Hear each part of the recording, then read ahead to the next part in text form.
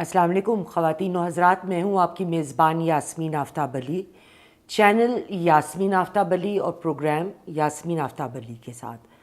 آج کا ہمارا موضوع اس بل کو لے کر ہے جس کو پی ٹی آئی اور ان کے ہم نوا نے کانگریس میں جو ہاؤس آف فارن افیئرز ہے اور جوڈیشری کی کمیٹی ہے اس کے سامنے پیش کیا ہے کہ جو عسکری قیادت ہے پاکستان کی، خصوصاً جنرل عاصم منیر، ان کو امریکہ آنے کی اجازت نہ دی جائے۔ اس کے فائدے کیا ہوں گے، ڈرا بیکس کیا ہوں گے، اور ٹرمپ کا 99% اس پہ ریاکشن کیا ہوگا۔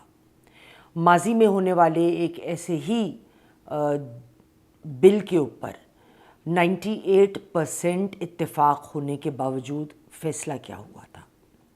خواتین و حضرات، اس سے پہلے ہم اپنے پروگرام کی طرف جائیں، آپ نے اگر چینل یاسمین آفتاب علی کو سبسکرائب نہیں کیا تو بیل آئیکن دبا کر ضرور سبسکرائب کریے، اور پروگرام پسند آئے تو لائک کریں، شیئر کریں، کمنٹ باکس میں کمنٹ دینا نہ بھولیں۔ خواتین و حضرات، پی ٹی آئی کی کوششوں کے نتیجے میں عمران خان کی رہائی کو لے کر کانگریس کی جو ہاؤس آف فارن افیئرز ہے اور جوڈیشری کمیٹی ہے، اس کے پاس ایک بل ریویو کے لیے بھیجا گیا ہے۔ اگر وہ ریویو کلیئر کر لیتا ہے اس کے بعد اس کی پیشی کانگریس میں ہوگی۔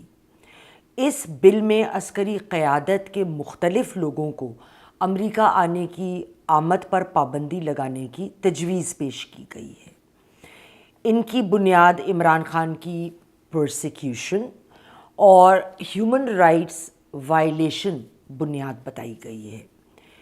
بل انٹروڈیوس جو کرایا گیا ہے اس کا نام ہے پاکستان ڈیموکریسی ایکٹ۔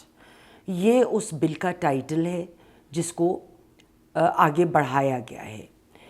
اس کو پیش کرنے میں ریپبلکن کانگریسمین جو ولسن، جو ساؤتھ کیرولائنا سے ان کا تعلق ہے، اور ریپبلکن کانگریس مین جیمی پینیٹا جن کا کیلیفورنیا سے تعلق ہے، ان لوگوں نے اس بل کو آگے بڑھایا ہے۔ اس بل کے مطابق قانون پاکستان آرمی چیف پہ سینکشنز لگانے کی فرمائش کرتا ہے۔ 180 دن کے اندر ان کا کہنا ہے کہ اگر پاکستان نے اپنے ہیومن رائٹ سچویشن کو بہتر نہیں کیا تو ہم یہ سجیسٹ کر رہے ہیں اس بل کے ذریعے کہ جو عسکری قیادت ہے اس کے اوپر پاکستان سے امریکہ آنے پہ یا کسی بھی دنیا کے خطے سے امریکہ آنے پر پابندی لگا دی جائے۔ تاہم کوئی اسپیسیفک اقدام نہیں بتائے گئے کہ ہیومن رائٹ سچویشن سے ان کی مراد کیا ہے۔ دیکھیے، ہیومن رائٹ سچویشن وقت کے ساتھ، ملکی حالات کے ساتھ، گلوبل سچویشن کے ساتھ بدلتے رہتے ہیں، ان کے کانٹیکسٹ بدلتے رہتے ہیں۔ جو آج سے 10 سال پہلے ہیومن رائٹ وائلیشن کنسیڈر کیا جائے گا اس کا کانٹیکسٹ آج بدل جائے گا۔ سو دیئرفور یہ کوئی ایسی چیز کلیئرٹی نہیں دی گئی ہے اس بل میں جو ڈرافٹ میری نظر سے گزرا کہ ہیومن رائٹ سچویشن کو درست کرنے میں ان کا ہوتا ہے نا کہ اسٹیپ 1 یہ کریں، اسٹیپ 2 یہ کریں، اسٹیپ 3 یہ کریں، کچھ نہیں ہے۔ اٹس این اوپن چیک جس کی پکڑ کرنا بڑا مشکل ہے۔ آپ الٹا بھی لٹک جائیں، اس کو کرنے کی کوشش بھی کر لیں تو وہ کوئی تیسری طرف سے دوپٹہ پکڑ لیں آپ کا کہ ہمارا تو یہ بھی مطلب تھا، لیکن آپ نے تو کچھ کہا ہی نہیں، آپ نے تو کھلا چھوڑ دیا۔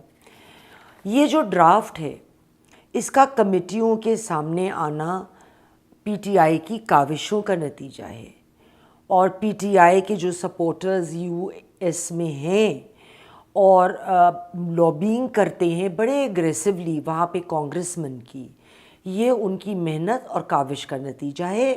اس کے لیے تو بہرحال ان کو داد ضرور دینی پڑے گی کہ وہ اپنی سی ایفرٹ مستقل کیے چلے جا رہے ہیں، اور یہ ایفرٹس مفت میں نہیں ہوتی، ان ایفرٹس میں پیسہ لگتا ہے۔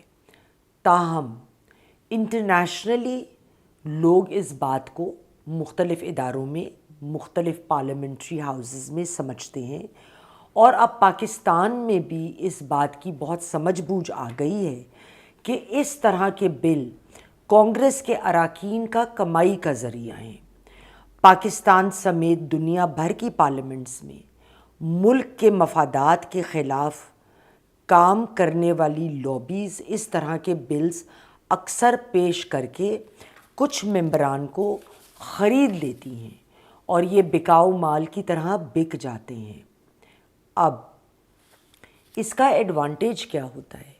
اس کا اثر دوسرے ملک پہ نہیں پڑے گا، کیونکہ امریکہ یا کوئی بھی ملک جہاں آپ کوئی بھی بل اس قسم کا یا اس سے ملتا جلتا پاس کرانا چاہتے ہیں تو ہر ملک کی اپنی نیشنل انٹرسٹس کی ترجیحات ہوتی ہیں، وہ اس کی بنیاد پر فیصلہ کریں گے۔ وہ ایک پولیٹیکل پارٹی جس کا ان کے ملک سے تعلق نہیں ہے، وہ آپ کے کچھ کانگریس مین کو لابینگ فرمز کے تھرو استعمال کریں گی اس طرح، تو وہ اس ملک کی جو پالیسیز ہیں اس پہ شاید اثر انداز بالکل نہ ہو۔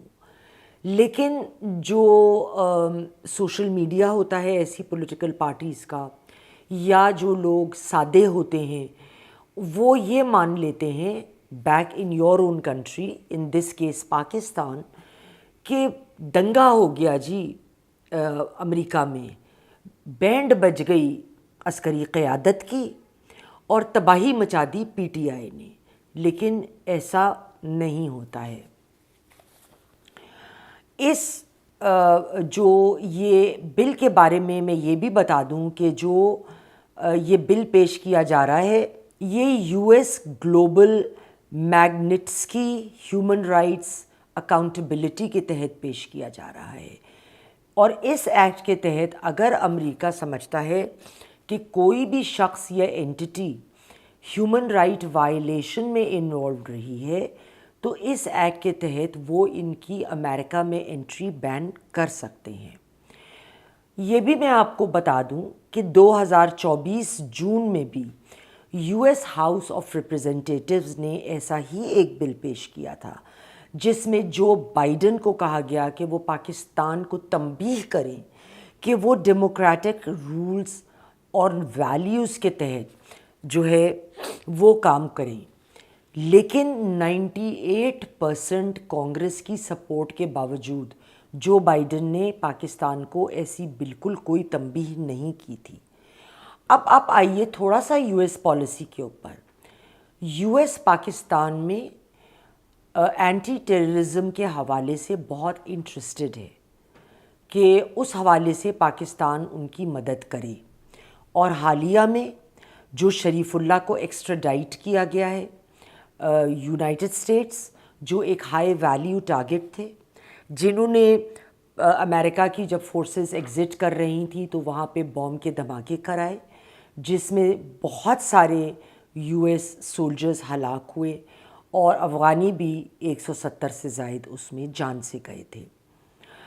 اس چیز کو مد نظر رکھتے ہوئے امریکہ از مور انٹرسٹڈ کہ وہ جہاں اس کا فائدہ ہے وہاں پاکستان اس کے ساتھ ہو، اور ہم نے دیکھا کہ ٹرمپ سے لے کے ان کی مکمل ایک کور ایڈمنسٹریشن نے پاکستان کے اس سپورٹ کو اور اقدام کو کتنا سراہا تھا۔ شاید یہ اسی کا نتیجہ ہے کہ new I M F deal 1.36 million U S dollars کی کلائمیٹ لون کے حوالے سے لون بھی ہم کو کلیئر کر دیا گیا ہے۔ یہ بل ان دونوں انسٹیٹیوشنز میں جانے کے بعد کی بات ہے، ایک دن پہلے کی، جب میرا پروگرام ریکارڈ ہو رہا ہے۔ تو میرا نہیں خیال کہ ایسی کوئی تنبیہ یا یہ بل پاس ہو پائے گا، لیکن لوکل مارکیٹ میں پاکستان میں ہلہ مچانے کے لیے اور شاباش کے نعرے لگنے کے لیے پی ٹی آئی کے لیے ضرور کام کرے گا۔ خواتین و حضرات، آج کے لیے اتنا ہی، انشاءاللہ اگلے پروگرام میں پھر ملیں گے۔ خدا حافظ۔